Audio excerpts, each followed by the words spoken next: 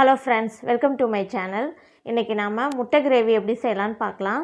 முட்டையை உப்பு சேர்த்து வேக வச்சு தோல் உரித்து எடுத்து வச்சுக்கோங்க. ஒரு கடாயில் 2 ஸ்பூன் அளவுக்கு எண்ணெய் சேர்த்துக்கோங்க. எண்ணெய் நல்லா சூடானோன்னே 1 ஸ்பூன் அளவுக்கு சோம்பு சேர்த்துக்கோங்க. சோம்பு நல்லா பொரிஞ்சோடனே 2 பெரிய வெங்காயத்தை நீல வாக்கில் கட் பண்ணி சேர்த்துக்கோங்க. சேர்த்துட்டு நல்லா கலந்து கொடுத்துக்கோங்க. வெங்காயம் நல்லா கண்ணாடி பதம் வர வரைக்கும் நல்லா வதக்குங்க.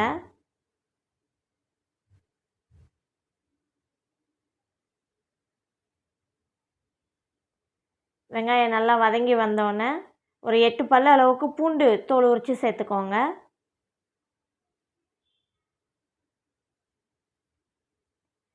பூண்டு நல்லா பச்சை வாசனை போக வதக்கினோடனே 3 தக்காளியை கட் பண்ணி சேர்த்துக்கோங்க.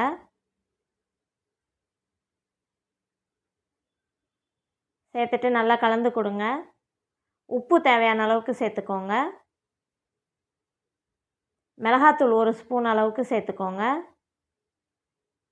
கரம் மசாலா 1/2 ஸ்பூன் அளவுக்கு சேர்த்துக்கோங்க.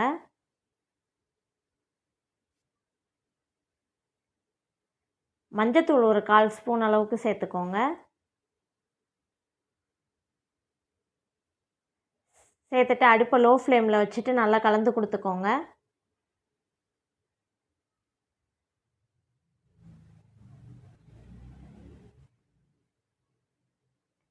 வெங்காயம் தக்காளி எல்லாம் நல்லா வதங்கி வரட்டும்.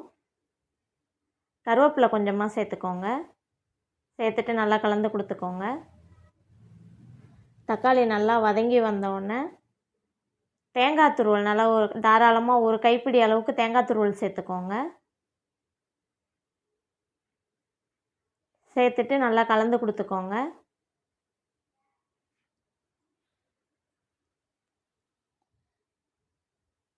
எல்லாம் நல்லா வதக்கிட்டு ஆற வச்சு மிக்ஸி ஜாரில் சேர்த்துட்டு நல்லா ஃபைன் பேஸ்ட்டாக அரைச்சி எடுத்துக்கோங்க.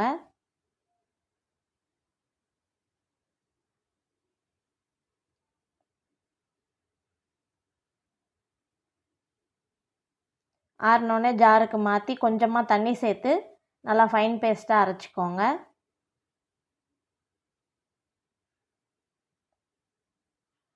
ஒரு கடாயில் 2 ஸ்பூன் அளவுக்கு எண்ணெய் சேர்த்துக்கோங்க.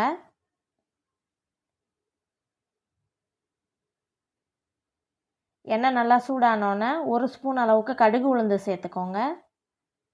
கடுகு நல்லா பொரிஞ்சோடனே கொஞ்சமாக கருவேப்பிலை சேர்த்துக்கோங்க.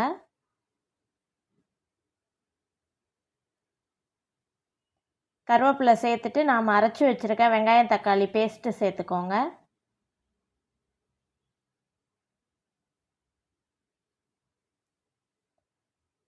சேர்த்துட்டு நல்லா கலந்து கொடுங்க. தண்ணி ரொம்ப அதிகம், உங்கள் திக்னஸ் கிரேவி திக்னஸ்க்கு ஏற்ற மாதிரி தண்ணி சேர்த்துக்கோங்க. நான் இந்த மிக்ஸி ஜாரை அலசி ஒரு கப் அளவுக்கு மட்டும் தண்ணி சேர்த்துருக்கேன். தண்ணி சேர்த்துட்டு நல்லா கலந்து கொடுத்துக்கோங்க.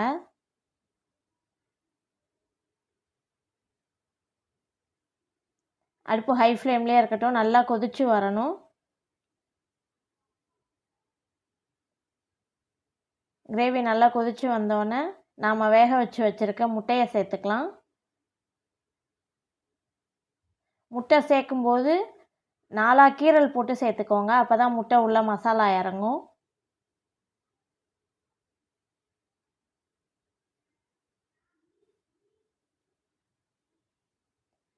சேர்த்துட்டு நல்லா கலந்து கொடுத்துக்கோங்க.